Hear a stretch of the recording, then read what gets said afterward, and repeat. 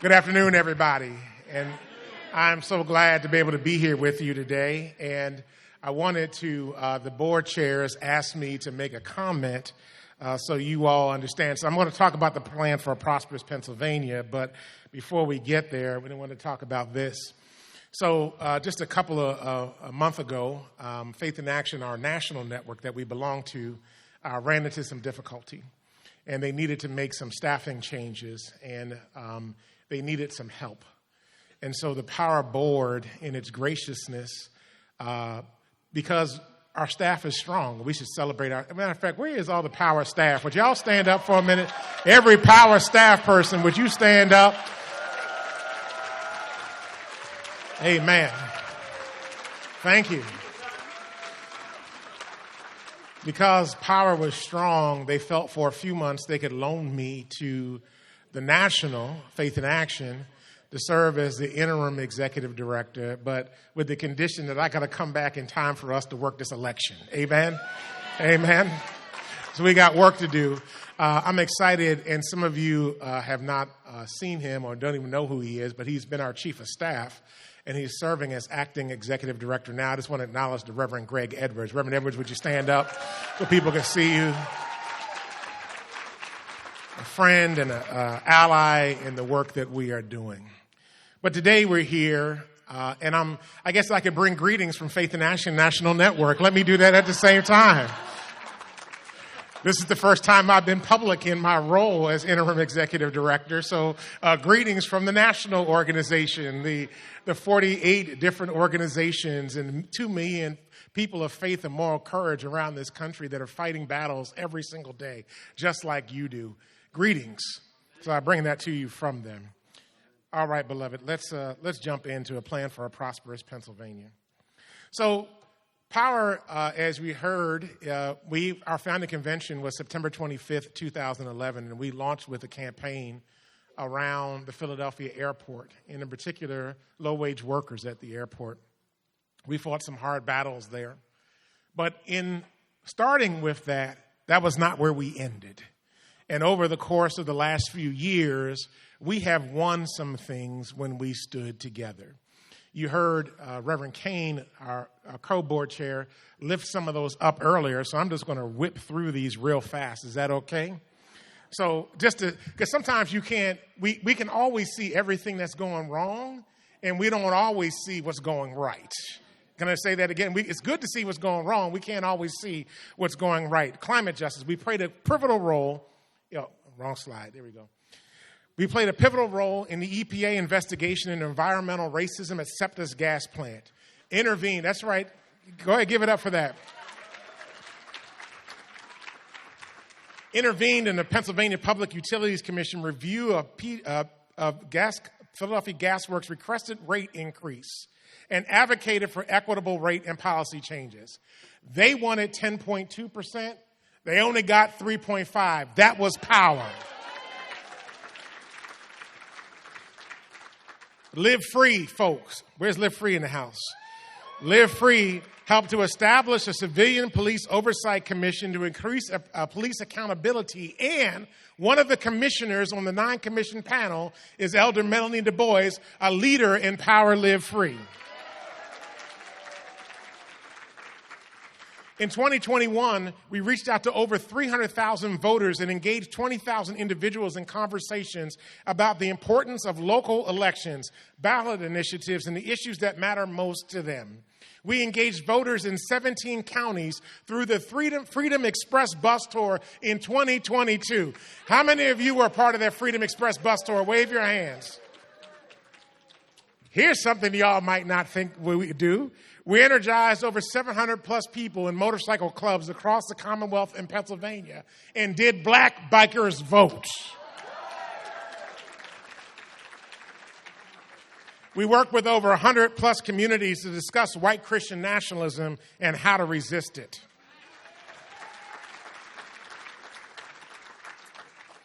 You heard about this already, and this was part of our original campaign, but that Philadelphia had a 21st century minimum wage law. We helped to update that so that Philadelphians who work for the city of Philadelphia, whose companies are contracted with the city of Philadelphia, or whose businesses operate on city of Philadelphia-owned land, receive 150% of the minimum wage plus benefits. And let me add, that was the first time. The second time we got it raised to $12. The third time we got it raised to $15 an hour. And it's now indexed to the Consumer Price Index. So every year, the minimum wage for workers in Philadelphia adjusts as a result of that.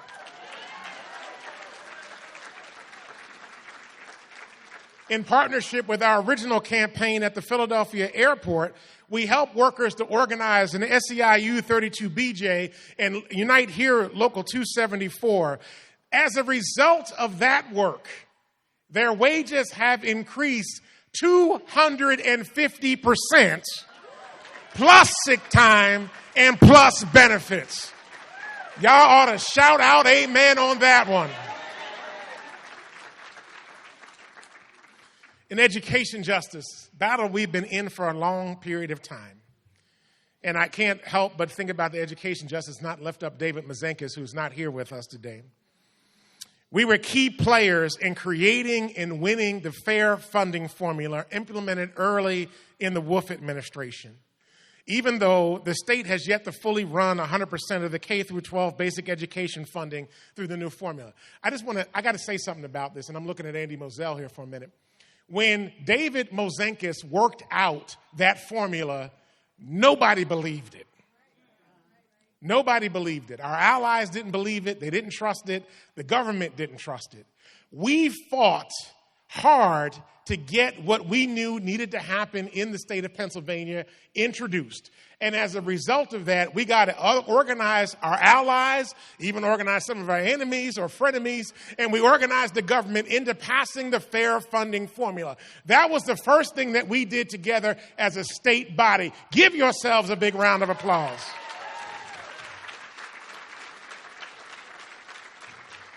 Now, we're still fighting the battle to get all the money pushed through it, but we're getting there. As a matter of fact, we have reduced the school funding inequity gap, bringing us closer to equity across the 501 school districts across the state of Pennsylvania. We were victorious in the basic education funding report, exposing a $5.4 billion gap in adequacy towards funding. Power was a part of making that happen. Then last year, the Commonwealth Court in Pennsylvania finally ruled on a case that some of our leaders participated in the early days that deemed that Pennsylvania's school funding system was unconstitutional and that the state has got to fix it.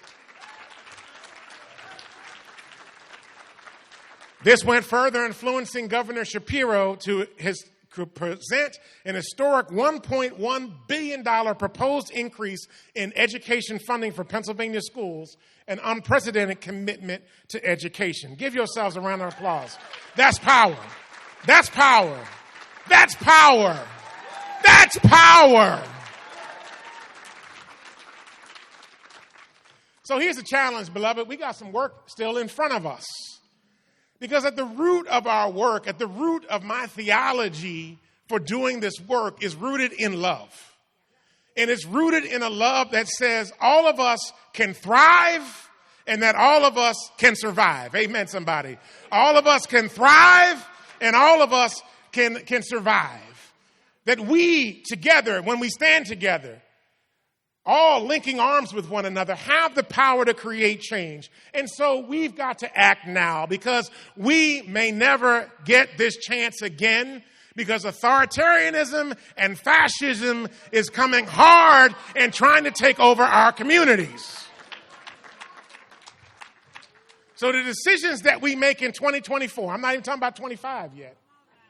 The decisions that we make at a local level and at a state level will either determine whether we can resist or we're going to be consumed. I'm hoping that we're going to resist. And then that we not only resist, but we win.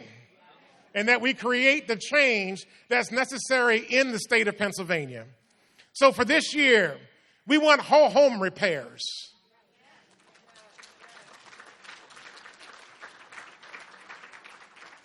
Whole home repairs, whether we recognize it or not, is a wealth building tool for all families in the state of Pennsylvania. For low to moderate income folk that can get a $50,000 grant to upgrade their home, it actually increases their wealth. It actually increases their commonwealth. We want all families to prosper. Is that right? It will increase home values, provide stability and safety across Pennsylvania. When it comes to the climate crisis, we want to save neighborhoods like the Eastwick section of Philadelphia. We want to address the issues like asthma and diabetes that are impacting our communities. And we need to act now to decarbonize and make it so that we are using renewable energies and that we can survive in Philadelphia, in Pennsylvania, in the United States, and on this planet for a lot of years to come. We've got to act now on these issues.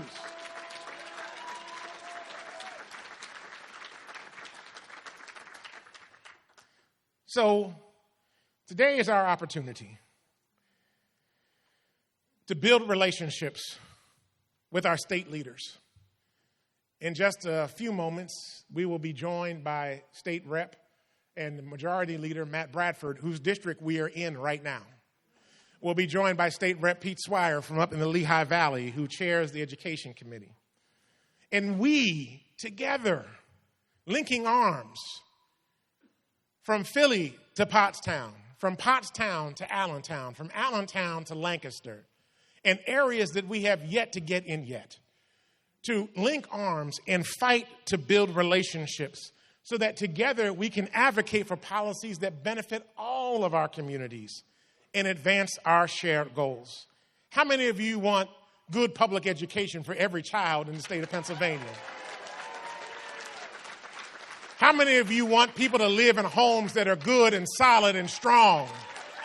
How many of you want to live in safe neighborhoods where you can go out morning, noon, and night, and midnight and feel safe? How many of you want to be able to breathe clean air that doesn't cause asthma, doesn't cause you to choke?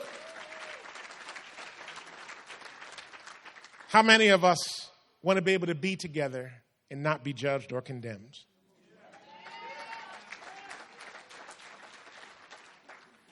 So today, we're working on building a public relationship with Majority Leader Bradford and Representative Swire, Chairman Swire. And there's a difference between a public and a private relationship.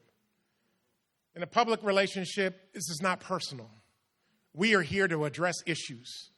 And even though we might like them or might not like them, it does not matter. What matters are the issues that we are here to address today. So we've got to build a relationship. You are negotiating a relationship as they're sitting up here today between them and power. And each and every one of you, as they look out in this room today, they're going to be like, oh my God, these people are serious. We better take them seriously and listen to what they're doing because they might show up at our doorsteps.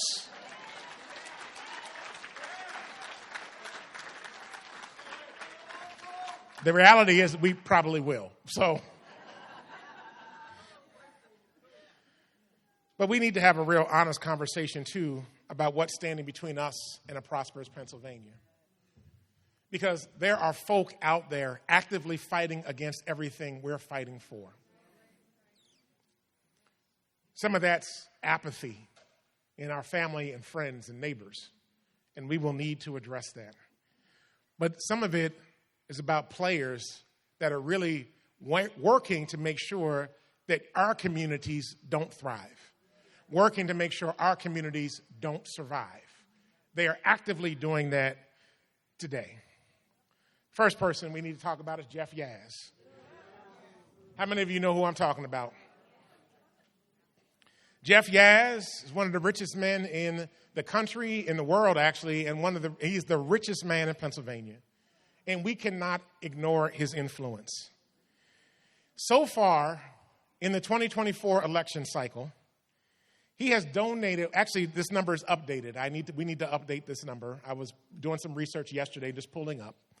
He has donated $40 million to campaigns in the 2024 election. In the state of Pennsylvania alone, and I wish we had the slide, he has spent more on lobbying than most lobbying groups in the state combined. Let me say that again. One person with one agenda. Jeff Yazz's agenda, he doesn't like unions, doesn't think workers should have a say in the workplace. He doesn't like public schools and wants people to get vouchers. He wants school vouchers so that people can choose the schools that their children want to get into. And can I just say something about this for a minute? Most of the schools that we actually would like to see our children in aren't going to take the vouchers. They try to tell lies like you can go to any school you want to. Schools can actually not take the vouchers. We need quality public education for every child in the Commonwealth of Pennsylvania. And we must stop Jeff Yazz. We must stop him in his tracks. We must make him so toxic that nobody will take his money, whether they're Republican or Democrat or any other party. No to Jeff Yaz's money. No to ending democracy. We don't want an autocrat or a plutocrat leading our state. The people must lead the state of Pennsylvania.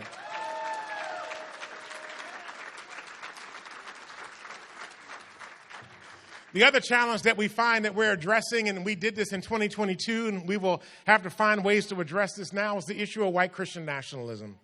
It is a threat to democracy and the well-being of excluded communities. It operates at the intersection of anti-Semitism, Islamophobia, anti-black racism, xenophobia, and every other phobia that you could imagine.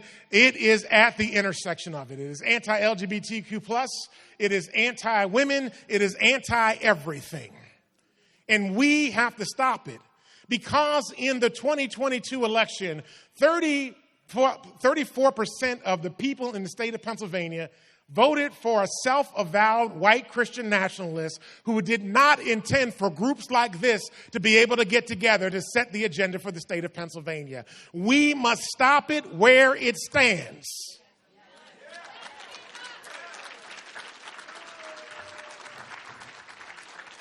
White Christian nationalism is operating at a political, religious, and cultural level at the same time.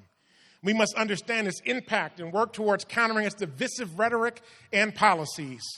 And white Christian nationalist supporters are operating intensely, actively funding against our efforts towards equity and justice. We've got work to do, y'all. How many of you want to see white Christian nationalism crushed?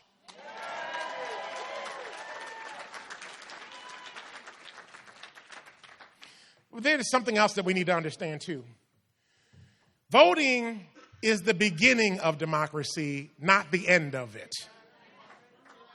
Amen. For far too long, there have been many good-meaning civil rights organizations that have worked diligently at making sure people vote. Voting is not enough. Voting is not enough. You have to vote, and then you have to engage the people that you voted into office and hold them accountable for an agenda that works for you and your community. That's why power exists. That's the work that we have to do.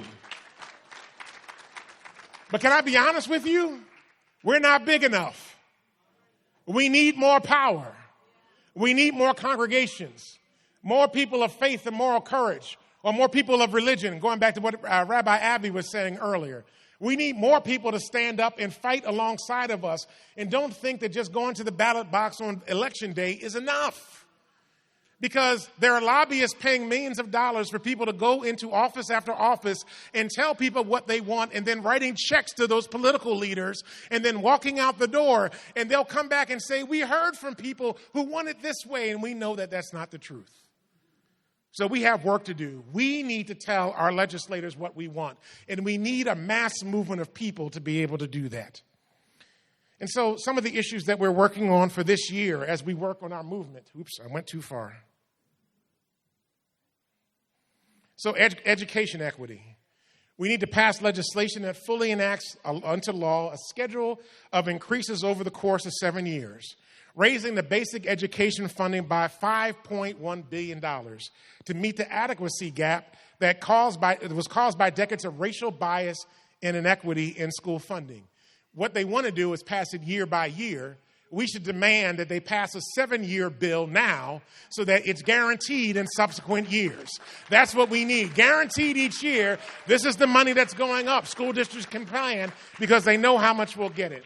We need protection of and full investment in our public education system. Our tax funds must be focused on fixing our unconstitutional public education funding system and not on privatization, vouchers, and private school tax credits. Amen.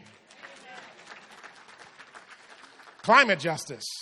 We need sufficient funding for the bipartisan whole home repair program in the state budget. We need big money, y'all, so that every home in Pennsylvania is warm in the winter, cool in the summer, a place of safety and peace for people where they can find an oasis in the midst of the world that they are living in. We need that. We need to enact and fund solar power grant programs for schools. We need to upgrade Pennsylvania's alternative energy portfolio standard to achieve 30% renewable energy by 2020. We need to address the public transit funding crisis in order to prevent service cuts and fare hikes, enact legislation that allocates 6.4% of the state sales tax to public transit up from 4.4% in order to provide an additional $295 million for transit agencies across Pennsylvania. We need policies that address decades of disproportional detention, arrest, and incarceration for Black and brown community members from our Live Free team. Efforts to bring about police accountability throughout Pennsylvania and increase transparency for communities harmed through police misconduct, including through closing accountability loopholes created under PA Act 111. We need to enact, amen, you can go ahead and applaud that one. We need to correct that. We need to enact policies that foster an environment where all people can live safely, leading us towards a criminal justice system based on redemption, restoration, and rehabilitation. Redemption, restoration, and rehabilitation. And we need non-police crisis response by behavioral medical health professionals as well as peer specialists to assist those who call for help with issues due to mental health, addiction, domestic violence, or homelessness. We need to raise the state wage to $15 an hour and allow Pennsylvanians more time to spend more money on human needs like food, housing, and medicine. Somebody ought to say amen. We need to make sure that that wage is adjusted annually as the cost of living goes up, so does the minimum wage. We need to make sure that each city in the Commonwealth can set the wage that works for its community and not be tied to any other community. And we need to make sure that tip workers make $15 an hour as well. And then we need to make sure that we're expanding democracy, not limiting it. We need to oppose any unnecessary and regressive barriers for exercising the right to vote, like voter ID laws, complicated mail-in ballot instructions, insufficient and difficult to access drop boxes, and voter intimidation at polling locations and drop boxes. We will work to expand democracy by supporting policies and practices that make it easier and simpler for citizens to vote, including protecting and expanding no-excuse mail-in voting, making drop boxes easily accessible, safeguarding automatic voter registration when acquiring a driver's license or a state ID. Can I just throw in here same-day voter registration? And making it simpler for people to participate in mail-in voting. That's our work, y'all. That's our work. That's our work. How many of you are excited about the work? How many of you are ready to put your hands to the plow and fight and push until we get to a place where we win? How many of you are willing to fight so that every community, every neighborhood, every city, every municipality, every little township, every county in the state of Pennsylvania, people are able to thrive and live their full best lives? How many of you are ready to change the damn cities, change the damn state, change the damn country so that all of us can live our full best lives? That is the work that is in front of us. That is the work that we must do. We must fight so we can win. We must fight so we can win. We must fight so we can win. So exercise your power and let's get to work and let's change this damn state so it works for everybody. God bless you, family. Amen.